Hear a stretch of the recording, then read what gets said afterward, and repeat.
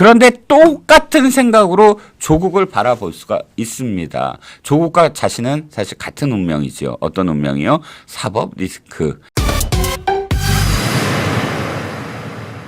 민주당 이렇게 지금 각각 의견이 갈리고 있습니다. 그렇다면 이재명은 어떻게 될까요? 이재명 역시 입장이 곤란한 건 마찬가지입니다. 뭐 이자가 말을 바꾸는 거야 뭐 손바닥 뒤집듯이 쉬운 일이겠지만 그러나 그럼에도 불구하고 딜레마인 건 맞습니다. 왜냐하면 이재명이 이미 대선에서 사과를 했거든요. 조국 사태와 관련해서 이렇게 얘기합니다. 방송기자클럽 초청 토론회에서 이야기한 건데요.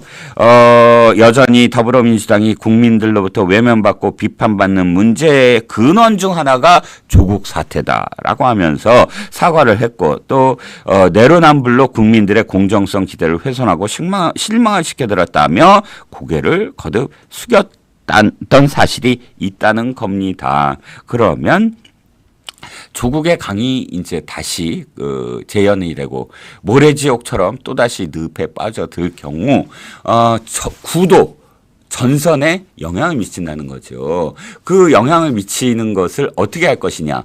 또 한 가지 또 시각이 있습니다. 어떤 시각이냐 하면 바로 당권입니다. 지금 임종석을 견제하고 내쫓으려고 되게 노력 중이잖아요. 사실 임종석을 완전히 타깃화하는 이유가 있습니다. 고민정 갖고 그러지 않잖아요. 윤건영 갖고 그러지 않잖아요. 윤영찬 갖고 그러지 않잖아요. 도종환 갖고 그러지 않잖아요. 이자들보다 임종석을 갖고 계속 지금 갈구고 있습니다. 이유는 뭔가요? 바로 임종석이 상징이 될 수 있다. 비명, 친문의 구심점이 될 수 있다라는 것을 두려워합니다. 지금 친명이 이렇게 득세를 할 수 있었던 요인은 한 가지밖에 없어요. 사실 친명은 21대 총선에서 몇 명 없어요. 당시에 경기도지사인데 자기 사람 얼마나 바꿀 수 있었겠습니까? 그리고 문재인 대통령이 당선된 지 얼마 되지 않는데 그 당은 거의 친문들 일색이었어요. 물론 친문에 찐문도 있고 또 낮에만 친문도 있고 별의별 친문들이었겠지만 그때 당시는 이재명 경기도지사를 온 민주당 국회의원들이 모두 다 제명시켜라 라고 목소리를 높였죠. 왜냐하면 해경궁 김씨라는 아이디를 동원을 해서 당시에 문재인 대통령의 아들 문준용 수사 왜 안 하냐라고 목소리를 높이고 또 아주 입에 담을 수 없는 그런 표현을 써가면서 노무현 대통령 고인을 아주 폄하하고 굉장히 정말 모욕을 줬거든요. 그때마다 이재명은 좋아요라는 멘션을 그때 올렸어요. 그러니까 친문들이 이재명 제명하라 난리를 쳤습니다. 바로 그런 친문들이 득식을 되는 현재 국회의원들을 대부분을 공천을 주려고 하겠습니까? 당연히 안 주려고 하겠죠. 그런데 나머지들은 그렇게 비판하거나 그러지 않아요. 바로 이재명을 대신해서 온갖 친명들이 임종석을 겨냥을 하고 있습니다. 이명백 공관위원장까지도 중립적이지 않고 편파적으로 임종석을 지금 겨냥한 목소리를 내고 있죠. 물론 현재 부인하고 있지만요. 이렇게 하다 보니까 내가 임종석을 마치 무슨 지금 보호하려고 띄워주는 것 같이 들리시겠는데 그런 뜻은 아니고요. 어찌됐든 무엇 때문이겠습니까? 당권 때문이에요. 바로 직전까지 그러니까 친문이었던 21대 총선에서 당선된 국회의원들이 다 친명으로 돌아서고 있는 이유가 뭔지 아십니까? 구심점이었기 때문이거든요. 홍영표, 카리스마도 없고 리더십도 없고요. 누가 전해철, 이 사람이 삼철 중에 한 사람이지만 국회의원으로서 지금 활약을 하고 있는데 지면에 한 번이라도 나온 적이 있습니까? 전해철. 그렇죠. 또 다른 사람들 누가 있어요? 없어요. 그러다 보니까 형해화 완전히 와해된 버린 겁니다. 그런데 임종석은 좀 다르지요.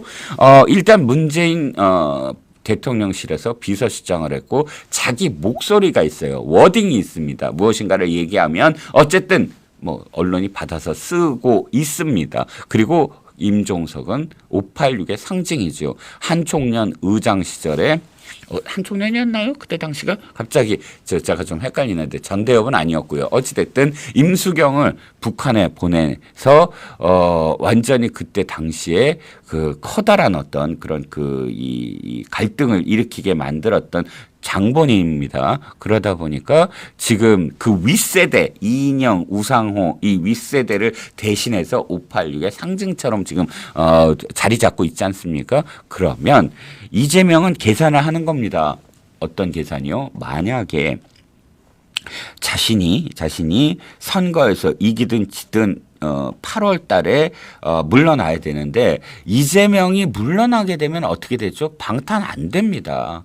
그러면 자신은 그때까지 만약 버티고 있었더라도 선거 결과에 상관없이 당권을 내려놓는 순간 아무도 자신한테 어떤 방탄에 앞장서지 않을 거다. 그때 8월 달에 전당대회가 열릴 때 비명계가 된다면 예를 들자면 임종석이 구심점으로 나서서 당대표가 된다면 자신은 사법 리스크를 그대로 이제 리스크가 아니라 현실화된다라는 판단을 할 겁니다. 그러니까 두려운 싹은 미리 짓밟아 버리자. 이게 지금 이재명의 생각이거든요. 그런데 똑같은 생각으로 조국을 바라볼 수가 있습니다. 조국과 자신은 사실 같은 운명이지요. 어떤 운명이요? 사법 리스크. 한쪽은 대법 판결이 남아있고 한쪽은 뭐 수많은 재판들이 아직도 열리고 있죠. 그런데 일단 뭐 감옥에 가더라도 이 사람들이 뻔뻔스럽잖아요. 지금 이 얼굴의 두께는 서로 경쟁을 할 수 없을 정도로 그 두꺼운 깊이가 어마어마한데 이 뭐 대법원의 판결이 있더라도 이자들이 그것을 받아들이겠습니까? 이 사람들이 아니죠. 감옥에 가서도 어쨌든 금배지가 떨어지더라도 자신이 계속 영향력을 행사하려고 하고 할 겁니다. 조국도 만약에 대법에서 뭐 그 집행유예 정도로 나온다. 대법은 집행유예가 아니라 사실 원심 파기죠. 그래서 그 법으로 다시 뭐 무죄 취지로 돌려보내지 않으면 사실은 뭐 기대할 게 없죠. 그대로 구속이 되는 거니까요. 만약에 그렇게 된다고 하더라도 조국의 꿈은 뭘까요? 어찌됐든 한번 이렇게 그 정치를 한다고 나섰으면 아마 자신의 어떤 그 구속 여부와 상관없이 전당대회까지 꿈을 꿀 겁니다. 일단 조국이 들어와서 금배지를 단 순간부터 조국과 관련된 그런 세가 형성될 거라고 아마 생각을 할 겁니다. 그러면 자신의 옥바라지만 해야 되는데 조국 옥바라지까지 특정 세력이 하는 것을 지금 이재명이 바라볼까요?